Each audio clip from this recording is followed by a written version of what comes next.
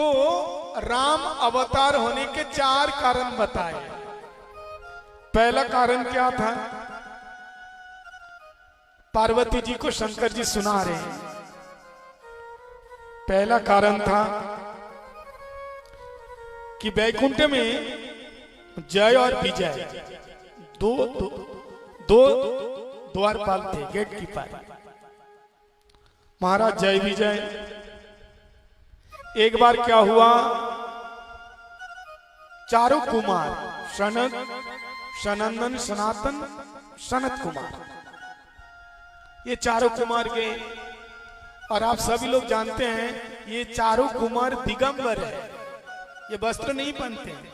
5 साल के बच्चे है, तो उम्र बहुत लंबी, लेकिन बिल्कुल 5 साल के बच्चे की तरह इनके शरीर का जो बनावट है, कोई विकार नहीं है। तो विकार नहीं है तो वस्त्र क्यों धारण करें?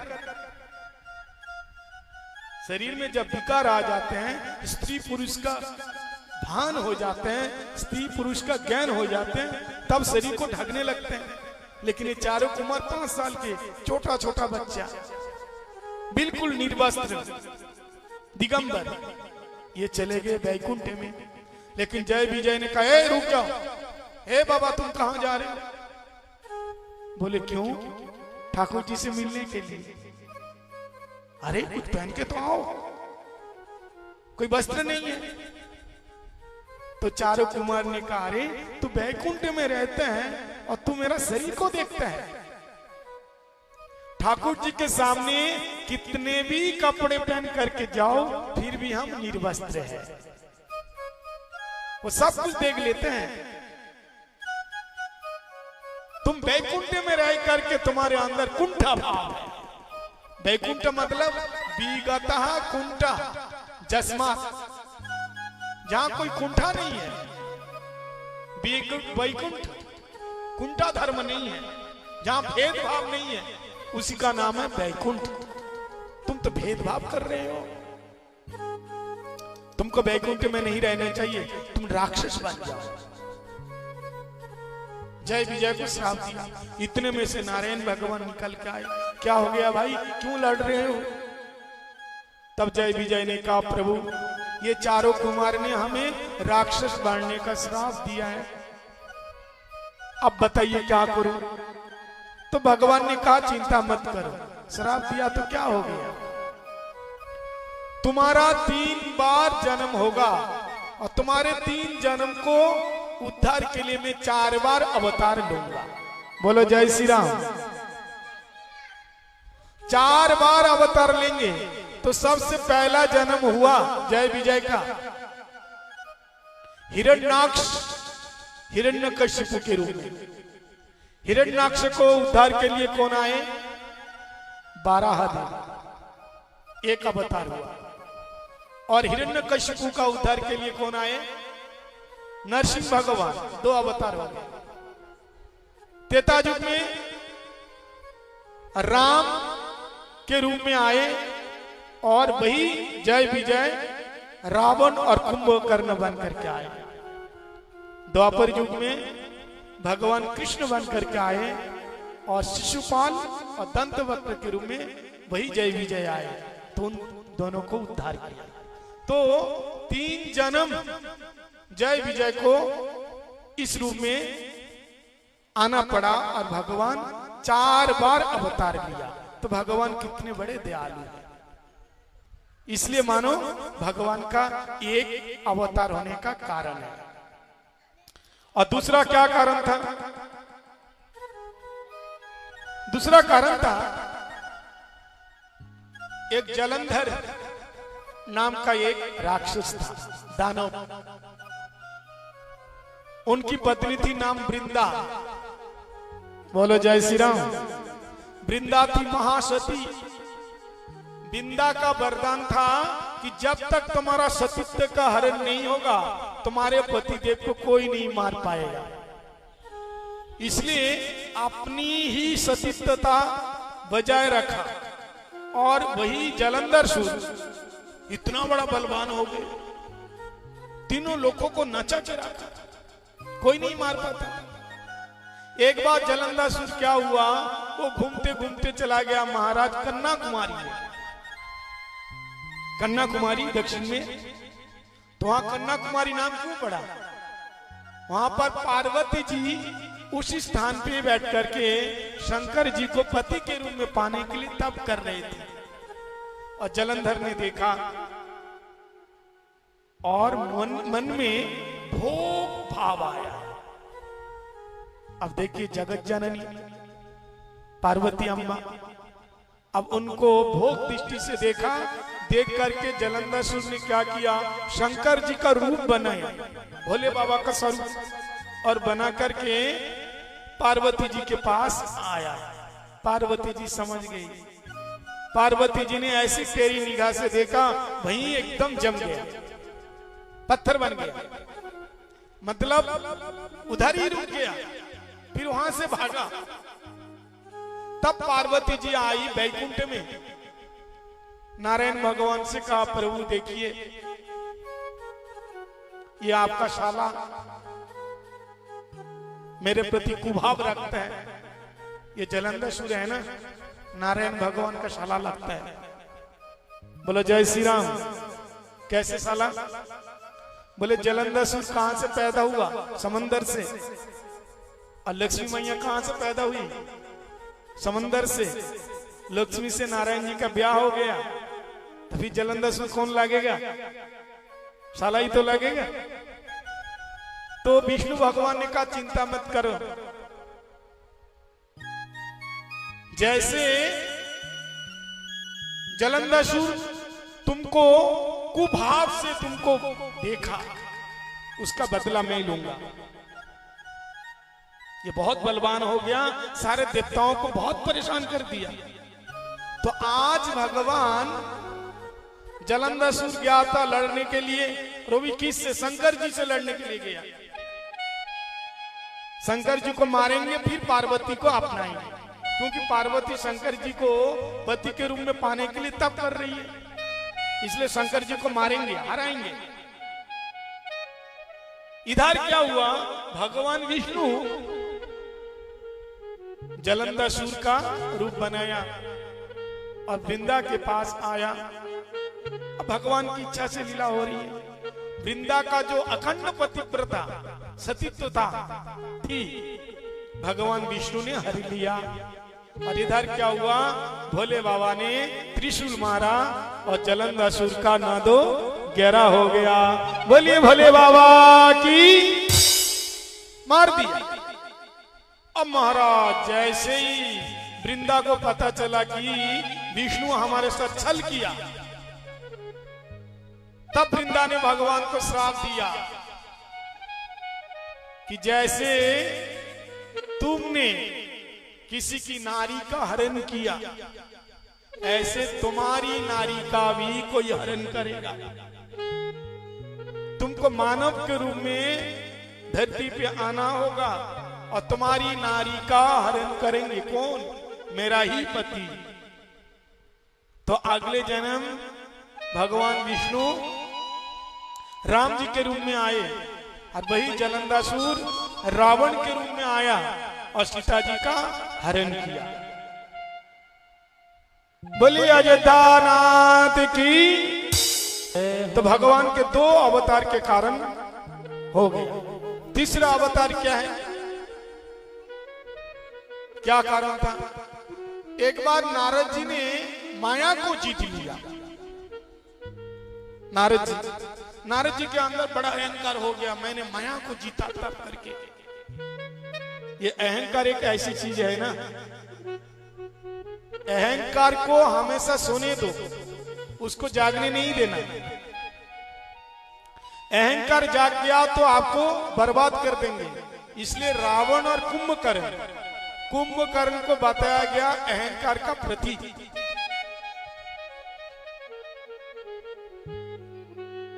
अहंकार हो गया कि मैंने माया को जीत लिया। शंकर जी के पास आ गया नारद जी आकर के कहा, भोले बाबा आप ठीक हो? भोले बाबा ने कहा हम तो ठीक हैं, लेकिन आजकल तुमको दिखता ही नहीं, कहाँ रहते हो? तो नारद जी कहते हैं बाबा मैं तप कर रहा था और देखो ये बड़े बड़े जो अप्सराएं आई लेकिन मेरे को तब से हटा नहीं पाया। मैंने काम को जीत लिया। काम को जीतना कितनी कठिन बात है, लेकिन काम को जीत लिया। शंकर जी ने कहा सुनो, तुम जो बोला सो बोला मेरे से, लेकिन ये बात भूल करके भी नारायण भगवान जी से नहीं कहना।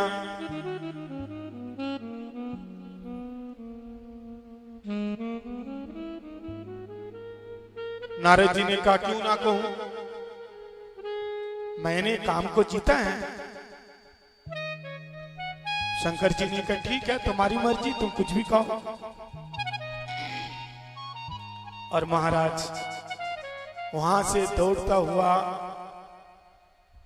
नारद जी ने सोचा देखो मैंने काम को जीत लिया, शायद इसलिए शंकर जी के मन में ईर्ष्या हो रही है, जलन हो रहा है कि किसी से नहीं बताना। और वैकुंठ में आ गया नारद जी। नारद जी जैसे आए तो नारायण भगवान ने कहा ओहो बहुत दिन के बाद आप आए हैं नारद जी, आइए आइए, आपको क्या सेवा करूं, आप इतना दिन तक कहां थे। नारद जी ने कहा महाराज बस कुछ नहीं, तब किया और हमने काम को हरा दिया। काम को हरा दिया? बोले हाँ, काम को मैंने जीत लिया, मैं तो एकदम जितेंद्रिय हो गया।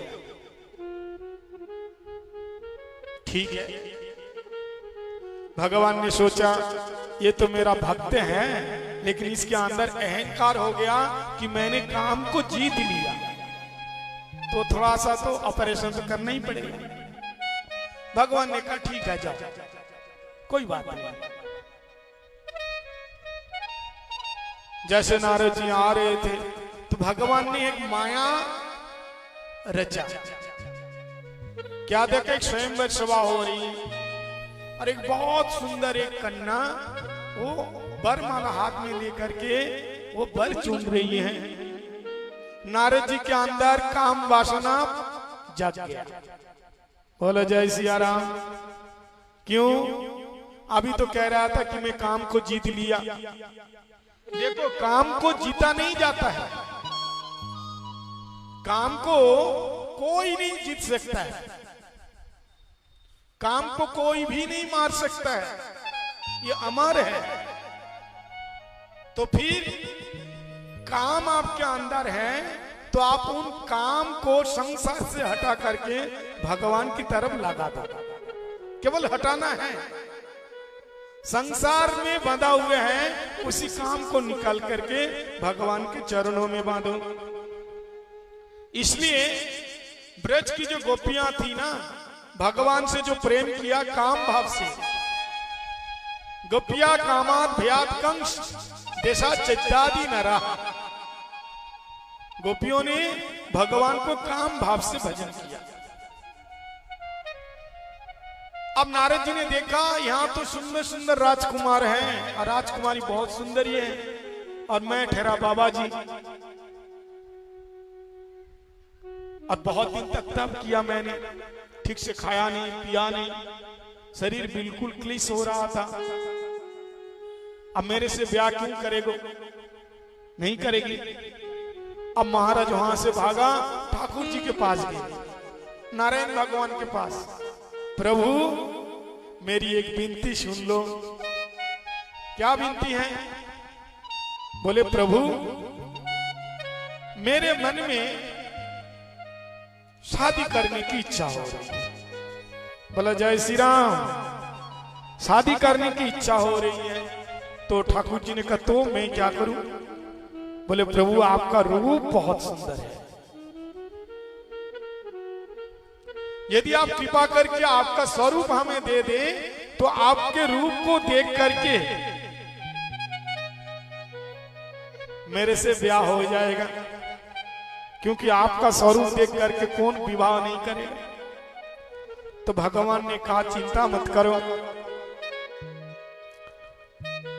तुम लेके जाओ मेरा रूप। तो भगवान से नारद जी सुंदर होने का वरदान मांगा कि मेरे को सुंदर बना दो, लेकिन भगवान उसको क्या बनाया? बंदर बना दिया। सुंदर होने के लिए वरदान मांगा था, लेकिन भगवान उसको बंदर बना दिया। लेकिन उसको कुछ भी मालूम नहीं, कुछ भी मालूम नहीं है उसको।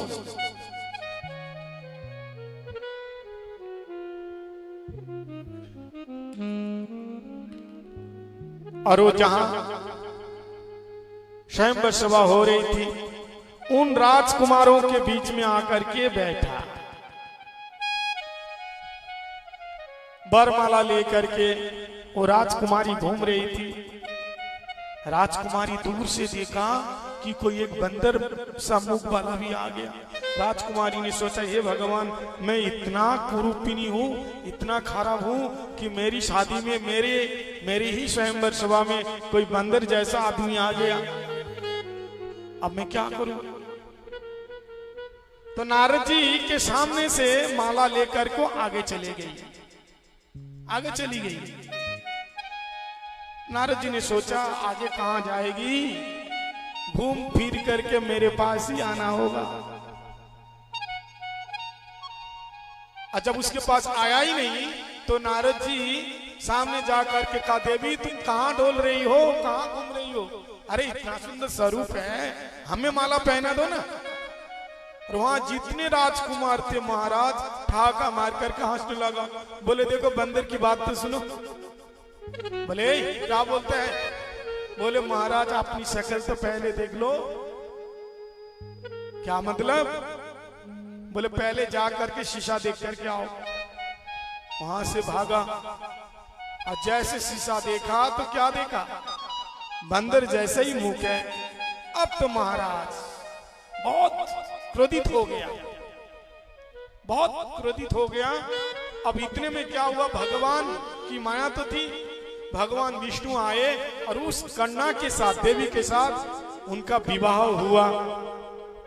और भगवान के पास आया, एकदम तमतमाता हुआ, क्रोधित होकर के, ठाकुर जी आपने ये क्या किया? मेरे को अगर सुंदरता नहीं देते तो कोई बात नहीं, लेकिन बंदर क्यों बनाया? आपने बहुत गलत किया है। आप स्वतंत्र हो, इसलिए आपके मन में जो कुछ भी आएगा वही करते रहोगे। इसलिए मैं आपको श्राप देता हूं, जैसे मेरी नारी खो गई, जैसे मैं नारी के बिना रो रहा हूं, ऐसे आपकी नारी को कोई उठा कर ले जाएगा और आपको मेरी तरह रोना पड़ेगा। भगवान जी मुस्कुरा करके कहा, नारद कोई बात नहीं, अरे चाहे तुम रो चाहे मैं रो, बात बराबर है। अगर तुम्हारी शादी हो जाती तुमको रोना पड़ता। बोले, जय श्री राम। अब हम रो लेंगे, कोई बात नहीं है, मैं भक्त को रोना देख नहीं सकता।